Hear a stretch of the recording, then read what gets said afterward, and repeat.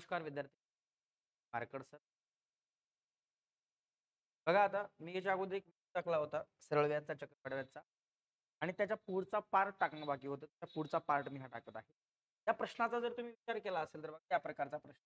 त्या विशिष्ट चक्रवाढ व्याज आणि सरळ यांच्यातील हा फरक तर साठीचा फरक वार्षिक 10% ₹10 या प्रकारचा प्रश्न आहे. जे 3 वर्षाचं सरळ व्याज आणि 3 व्याज यांचा डिफरन्स तुम्हाला दिला, यांचा फरक तुम्हाला दिला आहे. फरक दिलेला असताना तुम्हाला ती आता याला तुम्ही 100 घेऊन तर काही काही लोक सोडू शकतात त्याला बघा. काही काही लोक असं म्हणतात ₹100 वाढ व्याज 10चे दिले, पुन्हा गुणिले 10चे दिले, पुन्हा गुणिले 10चे दिले. आपण जर चक्रवाढ व्याज काढलं का 0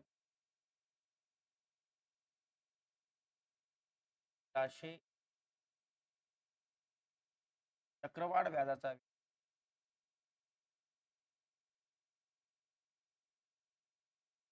सरळ व्याज तुम्ही काढतो म्हणलात तर 100 गुणिले वर्ष 10% sin 3.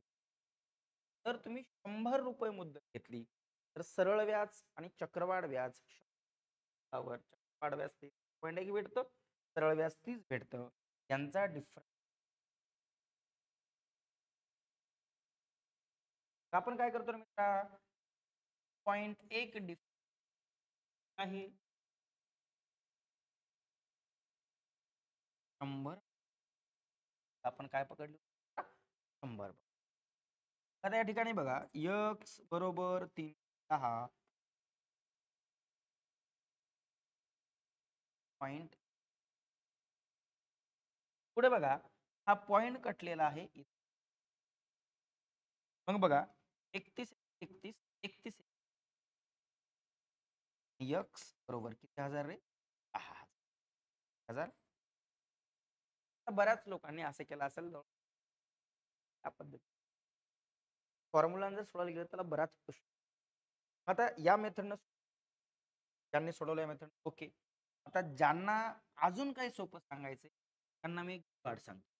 अजून कसं अशा प्रकारचा आला तर एमपीएससी आणि 4 वर्षाचा विचारलाय त्याचा विचार चान्सेस असल्यामुळे पाठ सांगतो. बघा जेव्हा 3 वर्षाचं वाढ व्याज यांचा डिफरन्स तेव्हा तुम्ही या प्रकारची ट्रिक्स वापरू या प्रकार आणि वापरू एक फरक बरोबर आरचा वर्ग त्यामध्ये 300 अधिक आर वरचा घन. आता लक्षात घ्या मित्रांनो फरक फरक ती जशाला तसं आर किती आहे 10 10चा कंसात 3 अधिक आर हे आर आपल्याकडं वरचा पुढे लक्षात घ्या आता हे बघा 310 जशाला तसं 100चा घन छेदामध्ये इकडं अंशामध्ये आणतो घन 10चा वर्ग इकडं अंशामध्ये इकडं आणतो त्यामध्ये येतो अधिक 10 310 अंशामध्ये 310 310 100चा घन आणि 10चा घन 10चा आता लक्षात घ्या घन बरोबर 100चा घन म्हणजे अरे आणि 10चा वर्ग म्हणजे 10 किती 2 वेळा 100 100 10 त्या 2 कुठले एक 100 घेऊन ज्या अगोदरचे किंवा तुम्हाला वाटलं सर आम्हाला या ट्रिक्स जुगाडणं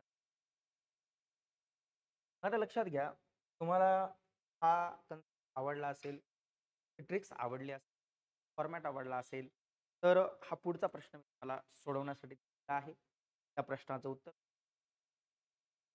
धन्यवाद. जय हिंद, जय महाराष्ट्र.